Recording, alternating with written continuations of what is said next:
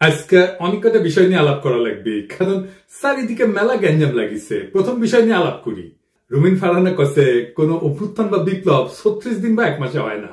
হ্যাঁ, কেউ যদি মনে করেন অল্প কয়েকদিনের আন্দোলনে হাসিনাকে দেশ ছাড়া করেছেন, তবে তারা বোকার স্বর্গে বাস করছেন।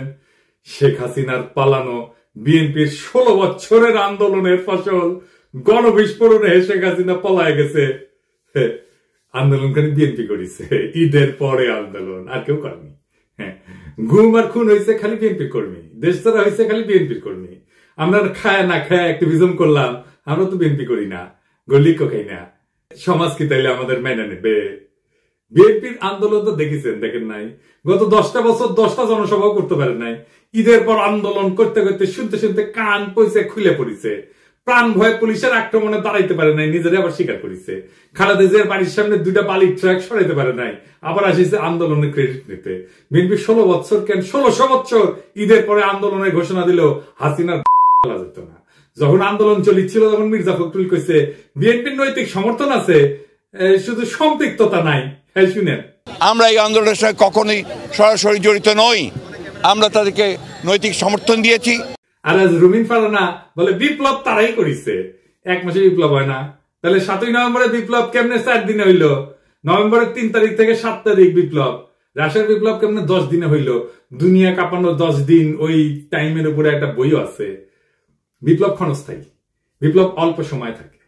বিপ্লব হইতেছে সেই মহেন্দ্র ক্ষণ, একটা মাহদীয় সময়, যখন একটা জনগোষ্ঠী তার জাতীয় আকাঙ্ক্ষার সর্বোচ্চ শিখরটা হুট করে ছুঁয়ে ফেলে, বিদ্যুৎ চমকের মতো বা লাফায় ওঠা ল্যাম্পের শিকার মতো।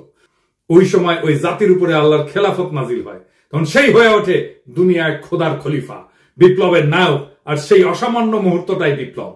আমরা ভাগ্যবান, আমরা পুরা জাতি ওই মুহূর্তটায়, ওই মহেন্দ্র ক্ষণের নায়ক, যার মধ্যে দিয়ে সৃষ্টিকর্তার পবিত্র ইচ্ছা আমাদের জাতির উপরে নাজিল হয়েছিল। এই জন্য এই শহীদের মৃত্যু নাই, তারা সময় আর কালকে অতিক্রম করে যায়। আমি কইছিলাম খোদা তাআলার দয়া ছাড়া বিপ্লবের বিজয়ী হওয়া যায় না।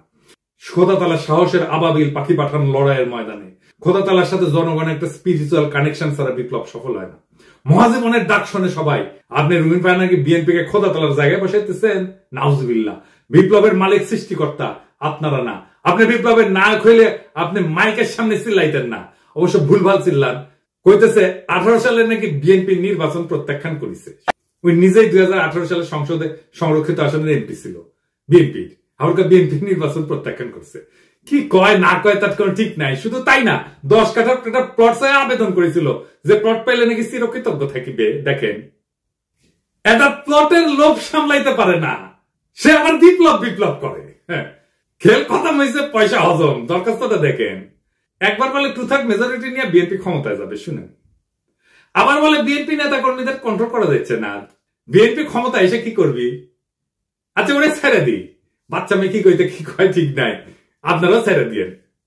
এবার আসেন বিএনপির অন্যতম প্রধান তরুণ বুদ্ধিজীবী ফাহাম আব্দুল সালাম, ওরা নিয়ে একটু কথা বলি।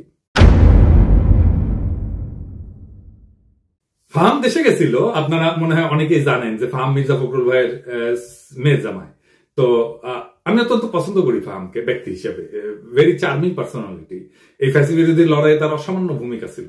সে আরবান এলিট যুবক তরুণদের এই লড়াইয়ের জন্য তৈরি করছে, সে একাই। আমি ভালো কথা বলে ফেললাম না। হ্যাঁ, বাংলাদেশে কারো সম্পর্কে ভালো কথা বলা খুব মুশকিল। যারা ফাহামকে পছন্দ করেন না তারা গালাগালি করতে পারে, আর যারা ফাহামকে পছন্দ করে তারাও গালাগালি করবে যে ও আসিছে এবার ফাহামের জনপ্রিয়তা দিয়া তোমার পয়েন্ট বাড়ানোর জন্য, পয়েন্ট খাওয়ার জন্য আসিছে।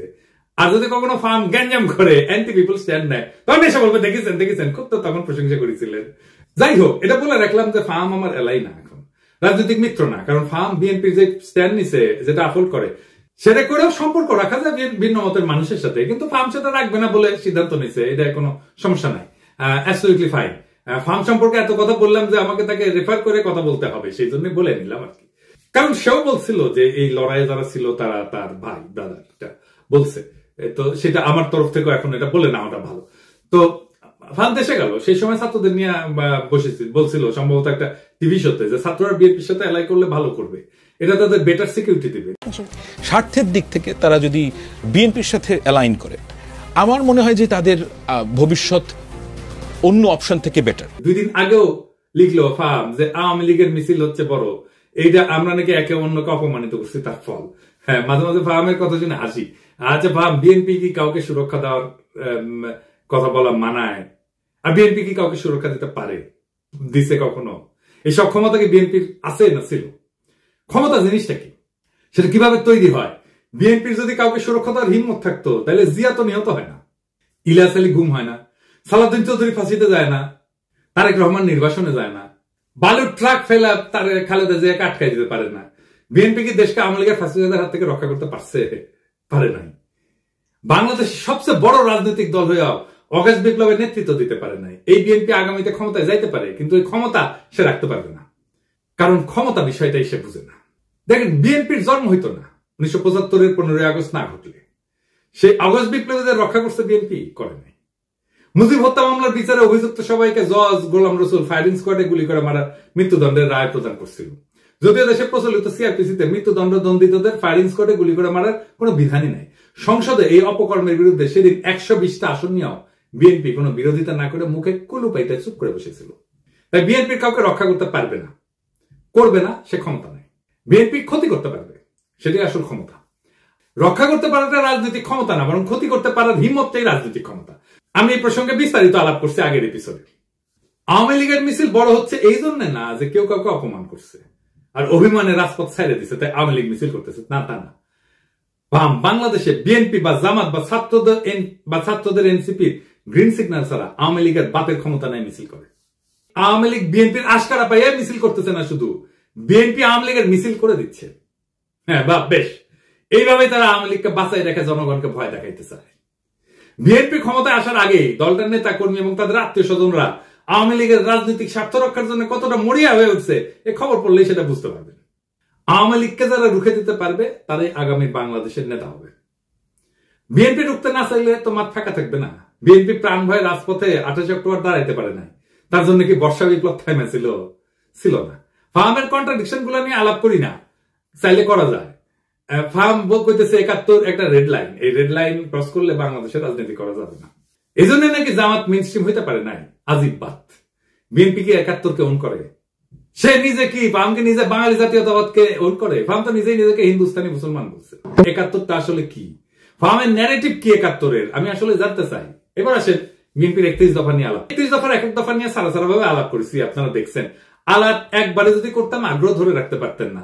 তো বিএনপির কিছু কইতে ইচ্ছা করে না, এটা বেকুব ভর্তি দল, এরা নিজেদের দুর্বলতা কখনো বুঝতে পারে নাই। যেহেতু অ্যান্টি আওয়ামী লীগ সকলের কাজের সুফল পাইছিল, তাই তারা ভাবে নাই নিজের ইন্টেলেকচুয়াল অ্যাসেট গড়ে তুলতে হবে। এখন পড়েছে গাড্ডায়। আওয়ামী আমলের কোন ন্যারেটিভ তৈরি করতে পারে নাই, একটাও না। আপনি দেখাইতে পারবেন না একটা ন্যারেটিভ তৈরি করছে, নিজেদেরকে রক্ষা করতে পারেনি ন্যারেটিভ তৈরি করে। আর এইটা যে তাদের দুর্বলতা, এটা কোনোদিন খতায় দেখেনি। গারপেলি করে মাস্তানি হয়, রাজনীতি হয় না। রাজনীতি সিরিয়াস বিষয়, ক্ষমতা মাফিয়াদেরও থাকে। যাই হোক, আজকের 2টা দফা নিয়ে আলাপ করবো বিএনপির 31 দফা। তার আগে কয়ে নেই, রাজনৈতিক দফার সংখ্যা কম হইতে হয়। আমি চ্যালেঞ্জ দিয়ে বলতে পারি, বিএনপি স্ট্যান্ডিং কমিটির প্রত্যেককে আলাদা কইরা 31 দফা লিখতে বলেন, পারবে না, একজনও লিখতে পারবে না 31টা দফা। আপনি বিএনপির কর্মী বা হন, নেতা হন, নিজে লেখেন, এটা এপিসোড বফ করে নিজে লেখেন, পারবেন না। আমি চ্যালেঞ্জ দিলাম, পারবেন না। আপনি নিজে যার রাজনীতি করাটাই কাজ, যে পারেন না নিজের দফাটা নিজে লিখতে, মনে রাখতে, পাবলিকের বাপের ধন কি সাপে খাইছে যে সে মনে রাখবে?